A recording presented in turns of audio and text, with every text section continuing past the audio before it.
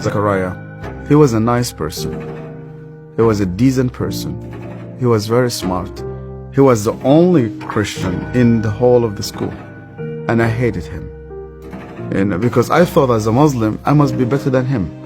But he was better than I. We start to beat him every single day that we come to school. And we agreed on that night, we need to kill him. It was dark, it was cold, and we went ahead of him. And we were 5 of us. We climbed a tree and we waited there. And from far away, we saw that a torch coming.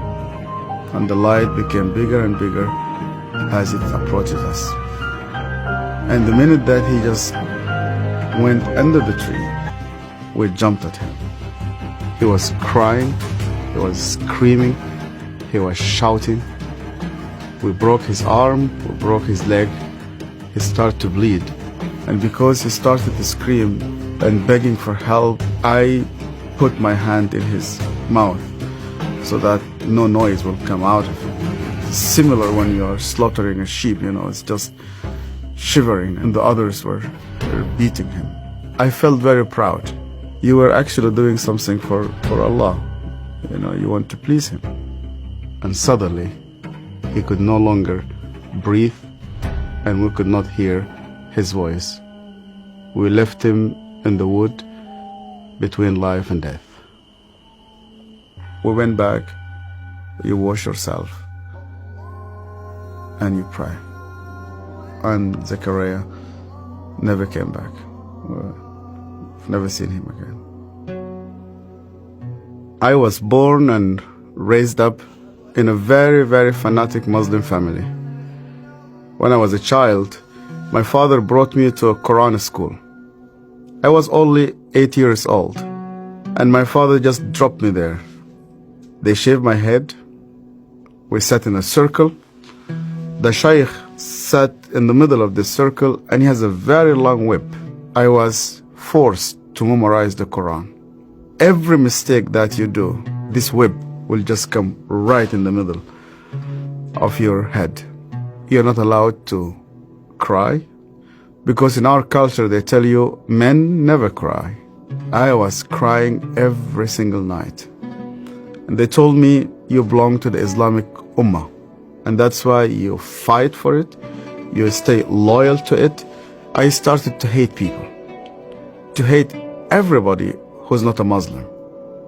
And I especially used to hate the Jews. So I was preparing myself to go and fight for Allah in the jihad. But every night I went to bed, and when we put the light off, I did not know what will happen with me if I die. My cousin was severely sick, and the doctors, they said he's going to die. They gave him only a couple of days. And one day came 2 people. They were Coptic Christians, and one of them wanted to greet me, and then I saw he had a cross, and then I pulled my hand back. I said, well, I'm not going to touch a hand with a cross. And then he said to me, we hear that this child is sick. We would like to pray for him. And only out of politeness, I told them, okay. And they started to speak to God like a person that he speaks to his friend. They said, God, please heal this child. The minute that they said Amen, this child opened his eyes for the first time in 4 weeks. He started to move his hands. He started to speak. He sat down in his bed and he started to walk. And one of those 2 persons who prayed sat down with me, and he said to me, you know what? The real miracle is that God wants to change your heart. Do you believe that Yeshua is alive? And I told him, yeah. Because according to the Islamic tradition, God took him to heaven, and he's alive, and he will come back one day. And he said to me, because he's alive, you can speak to him.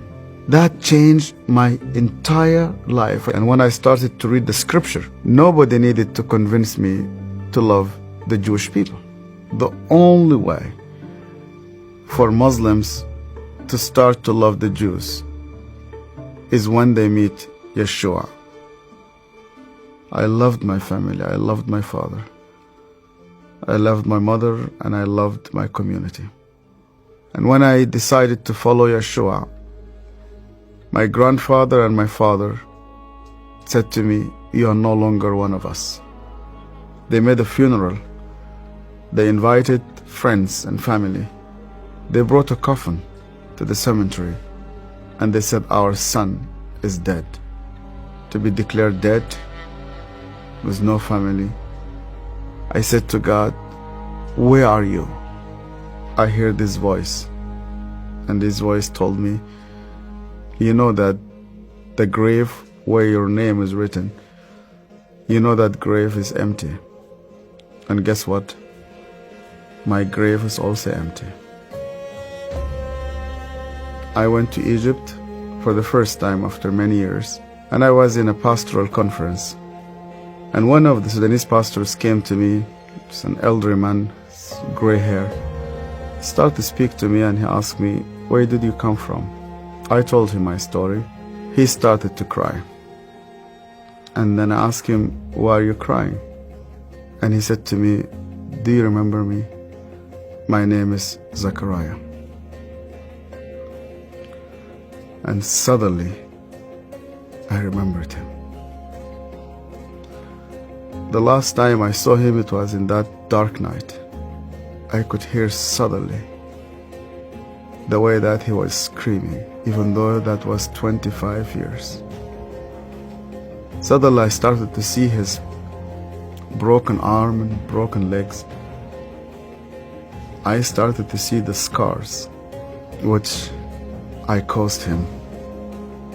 I started to be full of shame. I was a bad person, yeah. I was terrible. So Zachariah looked me straight into the eye again, and he said to me, "Yasser, because you hated me so much, I was always praying for you." He opened his Bible, and the minute he opened his Bible, I saw that my name was written in the first page. I hated him. He prayed for me. On that day, God confronted me. He said to me, "Even before you start to think about me, I was thinking about you. To love those who hate you, you need someone whose name is Yeshua."